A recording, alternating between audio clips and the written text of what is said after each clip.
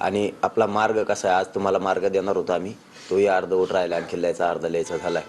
तो मार्गही आम्ही उद्याच्या प्रेसमध्ये देणार. आम्ही म्हणजे उद्याच्याला आपण सकाळी 10 वाजता महत्त्वाची पत्रकार परिषद घेऊन सगळी माहिती उद्याच्याला तुम्हाला आम्ही देत होतो. आयोगाने त्याच्यामध्ये महत्वाचं काल स्टेटमेंट असं केलेलं आहे, फक्त मराठा समाजाचं मागासले पण नाही तर सर्व जाती धर्माचं मागासले तपासणार, ही चांगली गोष्ट वाटते का तुम्हाला? हा मागास आहेत का सगळेच बघणं सुद्धा आवश्यक आहे, असं माझं वैयक्तिक मत आहे. एकटेच वैयक्तिक मत आहे माझं हे की बरोबर आहे, सगळ्यांचं लक्षात येणं सुद्धा आवश्यक आहे. त्या माध्यमातून लक्षात तरी येतं नेमकं विषय काय तर.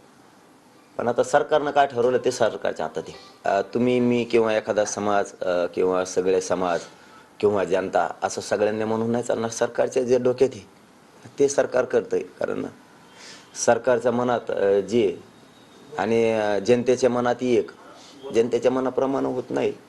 सरकारच्या जे मनात असेल ते करतात, ते त्यांच्या मनात असेल जसं करतील. परंतु आमची लढाई महाराष्ट्रातल्या मराठा समाजाला सरसकट आरक्षण ओबीसीतून मिळवून देण्याची भूमिका आहे, त्या आमच्या सुरूच. पण मागास आयोगाच्या अहवालाला तुम्ही फार काय, मागास आयोग असेल किंवा त्यांच्या सर्वेला म्हणा किंवा त्यांच्या अहवालाला तुम्ही फार जास्त महत्व देताना दिसत नाही आहात. याचं काय नेमकं कारण आहे? कारण त्यांच्या आयोगाचा मागासलेवल सिद्ध झालं तर मराठा समाजाला 50% पेक्षा जास्त आरक्षण मिळू शकतं किंवा क्युरिटी पिटिशनचा त्याला फायदा होऊ शकतो, पण तिकडे तुम्ही जास्त लक्ष न देता ओबीसी नोंदींकडे जास्त लक्ष देताय, हे का? नाही, इथं आम्ही मराठा आणि कुणबी एकच आहेत असे पुरावे हजारो लाखो.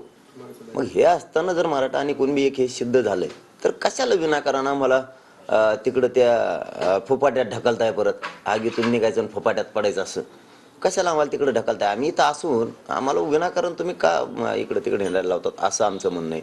आहेच ना मराठा समाजाला आयुष्याला लेकराला मिळणारे, मराठ्यांच्या पोराबाळांना मिळणारे, नसता पोराबाळांचे खूप हाल होणार आहेत, खूप हाल होणार आहेत.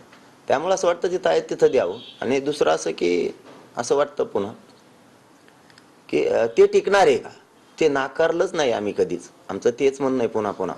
कारण मागास आयोग गठीत केलाय हेही सगळ्या राज्याला माहिती आहे. मराठ्यांच्या एकजुटीमुळेच गठीत झालेलं आहे. क्युरिटी पिटिशन ह्याच मराठ्यांच्या एकजुटीमुळे झालेलं आहे. याच आंदोलनामुळं क्युरिटी पिटिशन दाखल केलेली, हे सगळं मान्य आहे. पण मराठा समाजाला एनटी व्हिजेंटी सारखं ते टिकणार का, ही जर स्पष्ट भूमिका सरकारनं केली तर मराठ्यांनी कधी नाकारलंय? ते नाकारलंच नाही. मराठा घ्यायला तयार आहे ना, पण स्पष्ट कोणी 50%च्या वर गेलं ते उडतं. मग आम्हाला वाटतं पुन्हा तेच पाडे वाचायची वेळ येईल आम्हाला.